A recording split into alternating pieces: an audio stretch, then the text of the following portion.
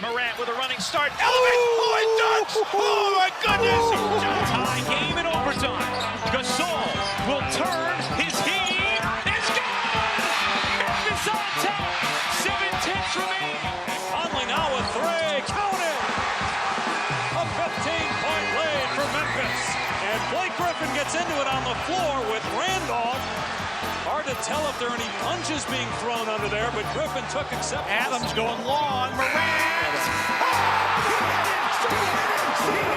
he hit it! John Morant, insanity! You gotta be kidding me. Welcome to Grits and Grinds, a Memphis Grizzlies podcast. Grizzlies almost win edition. The Grizzlies played a wild Summer League game, which went into an Elam-ending overtime, and Zach Edey looked quite good. So, on today's episode, we're going to talk about Zach Edey's tremendous debut and the rest of the Summer League squad. But before I do, just want to tell you about SeatGeek. SeatGeek takes the confusion out of buying tickets. With their color-coded display, you'll never doubt when you are getting a great deal. And for new users, you can use my promo code FASTBreakBreak and get $20 off your first ticket purchase. So if you need tickets to any event, try SeatGeek and use my promo code FASTBreakBreak for $20 off. All right. The first Grizzlies Summer League game is in the books, and on the one hand, many parts of it were very entertaining. We all wanted to see the debut of Zach Edey, and he was good. We wanted to see Jaylen Wells and Cam Spencer, new Grizzlies, make their debut. Some mixed results there. We wanted to see GG Jackson, Jake LaRavia play, Scotty Pippen Jr. play, and we got all of that. The team leaned heavily on those main players. On the other hand, this was peak Summer League with the sloppiness at times. Like the first quarter, very, very crisp. The Grizzlies team looked like a very cohesive unit. You had the experienced point guard setting up the other players. Edey's out there grabbing rebounds, blocking shots, setting screens. Jake LaRavia and GG Jackson look like experienced veterans, better than their competition.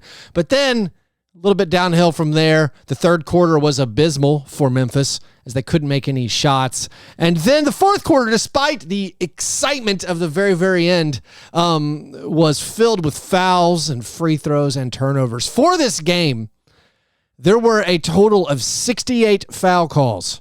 There were 42 turnovers. This game took 2.5 hours to complete. And that's a 40-minute Summer League game, took 2.5 hours. The Elam ending overtime, where they played to a target score of 7 points.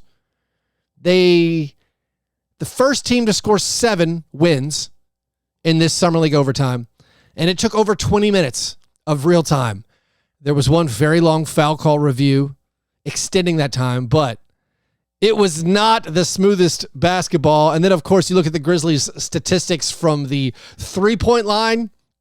Sub 20% as a team, led by GG Jackson's nightmarish 0 for 10 three-point performance. You look at the free throw line. The Grizzlies 14 of 24 from the foul line, although one of those misses was intentional, and it was amazing. But anyways, let's talk about how the Summer Grizzlies did, coming up just short. And let's, of course, begin with Zach Edey.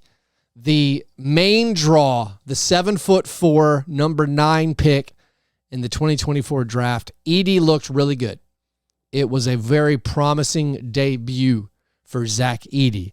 In his first stint in the first quarter, you saw him getting screen assists. He blocked 2 shots in that first quarter. He finished the first quarter 2 points, 6 rebounds, 2 blocks, 1 assist. Just perfect.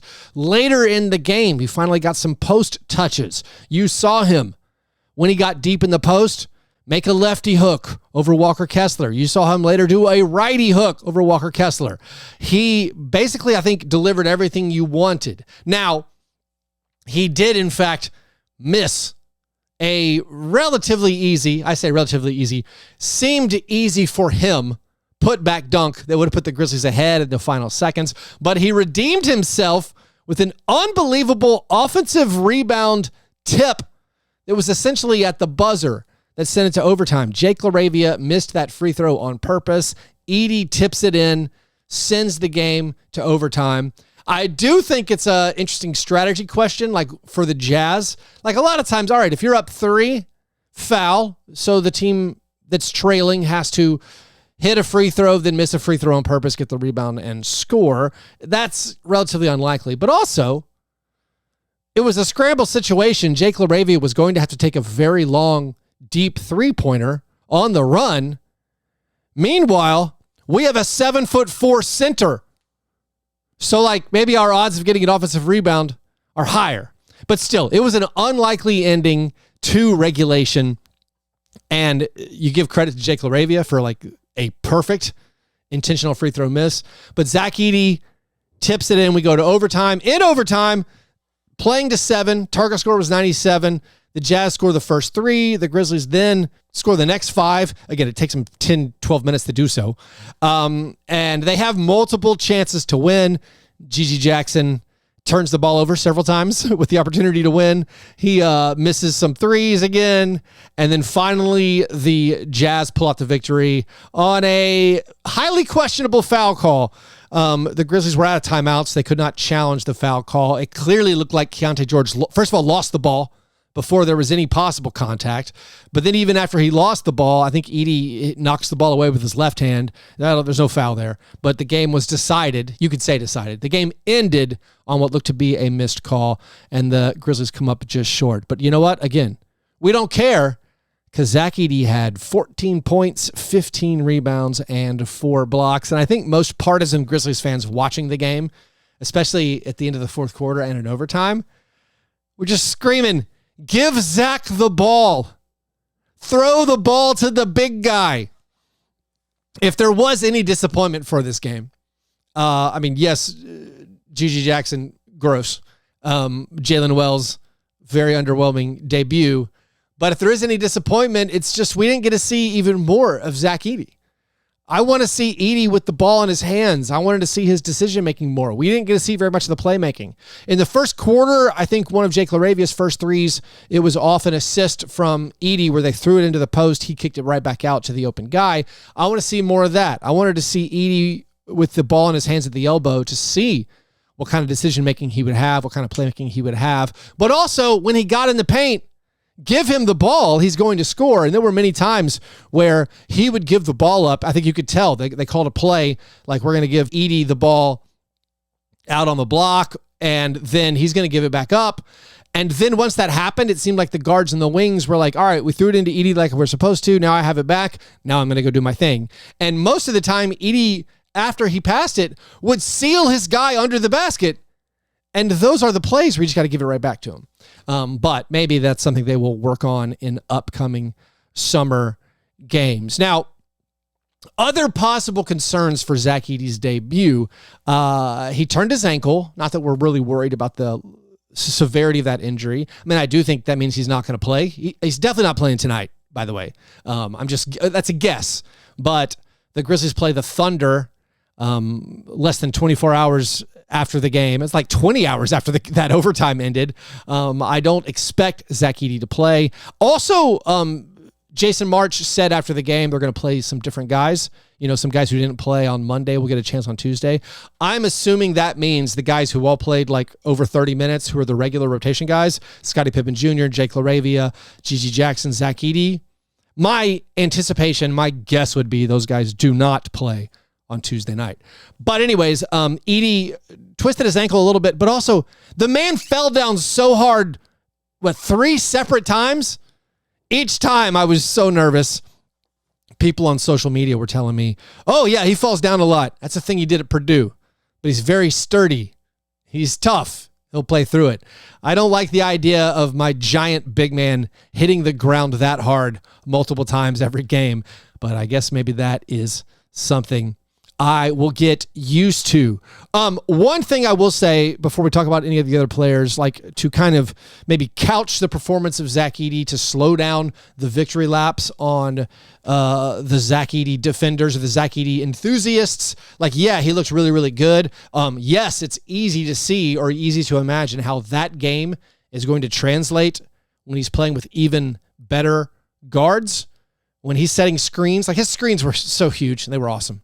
when he's setting those screens for Ja Morant and Desmond Bane, it's going to be a thing of beauty. But also, I would say his game, I think he was expected to have a really strong summer league.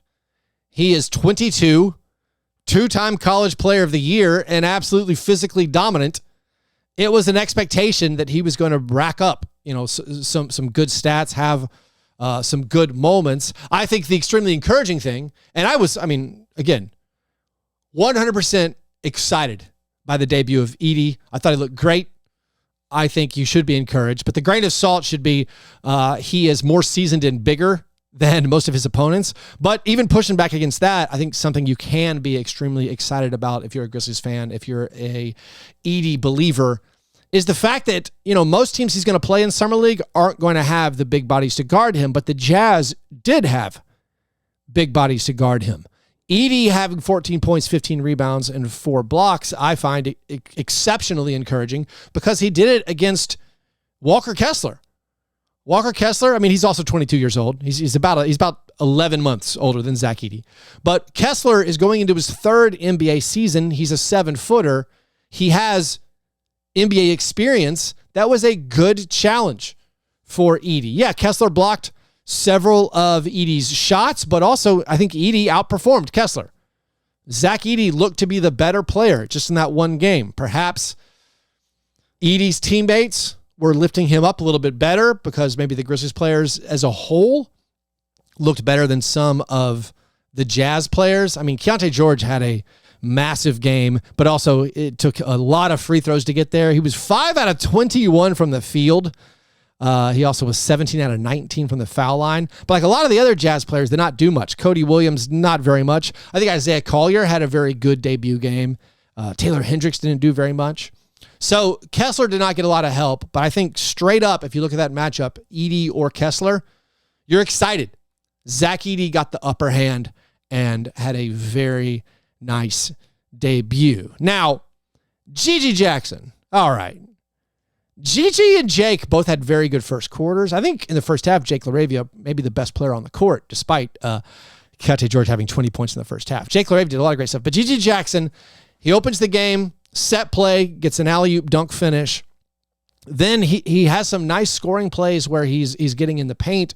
But his shooting, Gigi, you got to make some shots. He goes 0 for 10 from 3, finishes 6 for 20 overall. Also, very discouragingly, was 4 out of 8 from the free throw line. The Grizzlies, again, 14 for 24, but one was on purpose on the misses. But only 3 guys shot free throws for the Grizzlies. Zach Edey, no free throw attempts. That doesn't seem right. But anyways, Scotty Pippen Jr., Jake LaRavia, Gigi Jackson, the only Grizzlies players to shoot free throws, and every one of them missed a ton. Gigi, 4 out of 8. Scotty Pippen Jr., who otherwise was really, really good, was 4 out of 7 from the foul line. But I think we're watching Gigi Jackson in Summer League, and we're paying special attention to his playmaking and decision-making, and also probably his shooting. We want to know how much of the shooting is for real.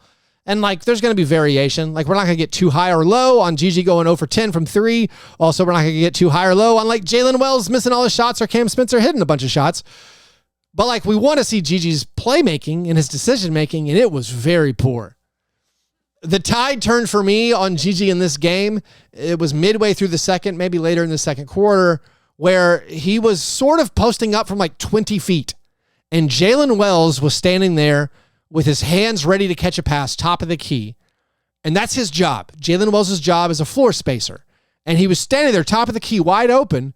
Gigi Jackson was double-teamed, and he ends up shooting a weird 21-foot fall away while he's double-teamed while Jaylen Wells is wide open. Like that, I was like, Gigi, you're here to work on the decision-making. There was another transition opportunity where Jaylen Wells, again, very wide open. Gigi Jackson just doesn't see him. Dribbles into a triple team in the lane. Nothing comes of it. By the way, speaking of transition, shout out Zach Edey running the court, getting a couple of transition buckets. The Jazz not doing the best job of losing the giant 7'5", 300-pound guy, changing into the court, but Edey getting I would call it 2 of his dunks were in transition opportunities. But Gigi Jackson's decision-making, I thought, was pretty poor for this game, and then the shooting was bad. And then, especially in clutch opportunities, the turnovers added up for Gigi. The missed shots added up. He really, frankly, shot him out of this game. Maybe you could blame also Jaylen Wells. So Jaylen Wells got the start. I guess I could tell you who started the game. I'm guessing you watched it, but maybe not. As expected, the starters were Scotty Pippen Jr., then Jaylen Wells, who signed his contract a couple days ago, his guaranteed contract, and then Gigi Jackson, Jake LaRavia, and Zach Edey. And again, they played those guys heavy minutes. Edey played 34 minutes. And I think that includes the overtime. Technically, overtime was untimed as they played to that target score, but the numbers look like it's including more than the minutes that would normally be occurring in a 40-minute basketball game. So you had Edey playing 34 minutes, Pippen played 34 minutes, LaRavia played nearly 36 minutes, Gigi played 33 minutes. So they heavily played the starters, but Jaylen Wells, we're excited to see what this guy's going to bring. I think if you're thinking about what are we watching for or what are we looking for Jaylen Wells, I think you wonder how well is he going to fit in an NBA atmosphere? Does he look like he belongs athletically? And I think the jury is still out on that. He made his first shot, made a nice little floater, but then he missed several other 2-point attempts. The scouting blurb I memorized about him was no 2-pointers whatsoever. Did not finish in the paint. Can't really finish off the dribble. And we saw that. He had a couple of awkward attempts in the lane. He had a fast break opportunity where he got his shot blocked, where he was going in for a layup. So I think the athleticism is a question after that first game. And, we're not going to get too carried away with him missing all of his 3-pointers, but it is slightly concerning. His 3-pointers were not close. Jaylen and Gigi, they missed 14 3-pointers, and a large number of them did not hit the rim. It was gross watching those guys put up those shots. Now, Cam Spencer, the other second-round pick, Cam Spencer, by the way, signed his 2-way deal on Monday. So now Cam joins Trey Jemison and Scotty Pippen Jr. on 2-way deals for the Grizzlies. I never saw any official report, but so long, Jordan Goodwin. It was good knowing you. Cam Spencer, a great shooting debut from the 24-year-old rookie from UConn. He was 5 out of 7 on deep jumpers. That's right. I'm calling them deep jumpers because 2 of them were long 2-pointers with his toe on the line. He was 3 for 5 on 3-pointers. I believe he was 2 for 2 on 2-pointers where his toes were on the line. So a really strong shooting debut for Cam Spencer. Probably the pendulum's going to swing in other games where Jaylen Wells is the one making the shots, but Cam made 3s in his first game. Hopefully he continues that. If you want to remember, like Jake LaRavia's first Summer League game, he made a ton of 3s, and then he missed basically all the rest of his shots all Summer League. Also, if you remember the Grizzlies last year, I think I'm remembering this right. The Grizzlies' first Summer League game as a team last year, they drilled so many 3-pointers. And then for the rest of Summer League, the shooting completely abandoned them. Maybe that was a precursor to the regular season last year where the team couldn't shoot, but probably not. All that to say, don't get carried away with the shooting performances one way or the other. Let's talk now about Jake LaRavia and the rest of the guys who played, and we'll do that right after this short break.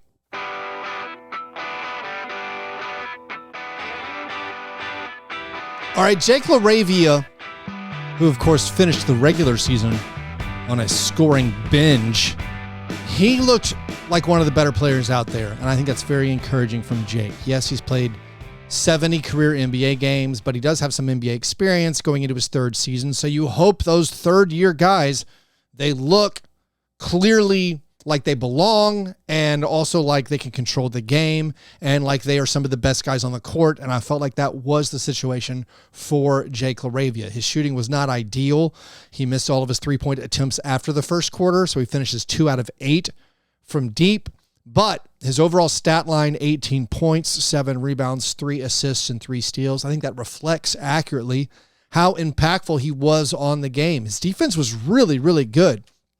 He forced 2 turnovers just by picking his man up full court. You hardly ever see that in the NBA. In professional basketball, normally ball handling is so good, and I think also the Jazz Summer League team, a bit discombobulated at times, just getting the ball up the court. There was a couple of turnovers, like Gigi Jackson had a huge dunk where the Jazz saved the ball under their goal, and there were no other Jazz players paying attention to what was going on. But Jake's defense, guarding smaller players, guarding guards, harassing them while they dribbled, forcing 8-second violations, was extremely impressive. And I think we saw Jake guard basically every position in this game. He was guarding big players. He was guarding the point guards. He was guarding Isaiah Collier. He was guarding Keontae George at times. So like Jake LaRavia, I was very impressed with his game. Hopefully he continues that positive momentum in the rest of his Summer League games. As far as the other players who played, I've already talked about Jake and Gigi and Zach and Jaylen. Oh, Scotty Pippen Jr., let's focus a little bit more on him. I hope I prepared you adequately in previous episodes for how good Scotty Pippen Jr. is going to look in Summer League. And I feel like we saw that. Scotty Pippen Jr. led the team with 21 points. He had 5 assists, 3 turnovers. Again, some of the turnovers, I think they were all near the end of the game in the fourth quarter. NBA.com box score isn't giving me a game book, or it isn't allowing me to look at it, quarter by quarter, see the stats like I normally would be able to. So I'm going off of memory, but I feel like Pippen turned the ball over at least a couple of times in the fourth quarter. So I hoped for a little bit more poise from him. Also, the 4 out of 7 from the foul line. You need better from your point guard, but that's just nitpicking. Pippen's defense was really good. I mean, the Grizzlies team defense was generally, I think, very, very solid. They had 28 points off of turnovers. They generated 12 steals, 6 blocks. Of course, 4 of them from Edey, Kevon Harris, and Trey Jemison each got 1 block apiece. But the defense was really, really good. And a lot of that was the on-ball defense by Scotty Pippen Jr. I mean, he drew charges. Multiple charges were drawn, if I remember correctly. Good defense by Pippen, a very strong Summer League game from Scotty Pippen Jr. Kevon Harris, he came off the bench, made his first 3. He finished with 3 points, 3 boards, 3 assists. I feel like he was just trying to fit in. He maybe was given some ball handling duties, and he was doing his best just to kind of run to the show. Trey Jemison only played 11 minutes, as again, they played 80 heavy minutes. I mean, how many times did Steven Adams play 34 minutes on the Grizzlies in a game? Edey got 34 minutes in his Grizzlies debut. Jemison had 4 points, finished both of his buckets inside the paint, got 1 rebound. Diggy Giroux, 3 out of 3 on 2-pointers, 0 for 2 on 3-pointers, got 2 assists as well. And then Isaiah Miller. Isaiah Miller missed all of his shots, but picked up 2 steals quite quickly upon checking into the game. He only played 8 minutes. I was looking at Isaiah Miller's G League stats. So the guy has played a ton of G League games over the past 3 seasons. And just looking at the statistics, like I haven't watched this guy, but looking at the statistics, very strong steal numbers. So we saw that reflected in his play in his 8-minute stint. He has very strong steal numbers from 3 years in the G League and just awful 3-point shooting numbers. The guy is sub 30% on pretty low volume we're talking hundreds or over 100 G League games over the last 3 seasons. So I guess the book on Isaiah Miller is decent defender, can't shoot. And unfortunately that was reflected in his 0 for 4 stat line. I mean, the Grizzlies stats again, 19%, 7 for 36 on threes, 58% from the line, and then 20 turnovers and 38 team fouls. That is horrific. I believe in the third quarter, they made 2 field goal attempts. Again, I can't look that up any way that I know that's very easy. I guess I could go through the play-by-play and count. I'm not going to. But anyways, and I think that is all, or that's enough to talk about from this first game. Again, Zach Edey, as promised, very exciting, very great debut game for him. Overall, the Grizzlies team, when they play these guys, they're going to win most of their Summer League games. It would be very surprising if they lose many more games. I mean, the Jazz had a good roster. I don't think they played that well together. they leaned mainly on Keontae George, but the Jazz had a lot of NBA pedigree up and down that roster, and the Grizzlies, of course, did too. And they played a very, I think, a tough opponent, very, very close, despite those really awful statistics. Now, as far as other things to go over to wrap up the episode, I feel now that we had some time to breathe from the breaking news of the Grizzlies coaching staff. That press release, of course, came out while I was recording my last episode. Jason March, one thing I did not say in previous episodes, Jason March, turns out, he obviously was the Summer League coach for the Grizzlies. The previous report that announced the Tomas Isolo hiring said, beyond being the lead assistant, that he was going to coach the Grizzlies Summer League team. That is not the case, turns out. Jason March obviously coached the game. Jason March has coached the hustle for the past few seasons. But it seems like the report that Isola is the lead assistant, that is accurate. Drew Hill at the Daily Memphian echoed that in his reporting. So that's something I felt like I needed to clarify from last episode. And then, considering the Grizzlies roster as it stands, the Grizzlies' actual roster, not their Summer League roster, they're still at 14 players. Will they stay at 14 players and just leave a roster spot open and not bring back Luke Kennard and stay right now comfortably below the luxury tax line? It feels like that's a possibility. Right now, basically signing even a guy to a minimum gets them really close to the luxury tax. And so maybe they're not going to do it. It's an interesting decision. But right now we're still waiting, kind of wondering what's going on. In previous years, the Grizzlies have never had roster spots. I mean, it has been the habit of the team, I think almost every year for at least the last 4 or 5 years, to have more than 15 guaranteed contracts on the books in the summer. Right now, they only have 14. And I guess I should mention as a completionist thing that Daniel Tice is no longer available.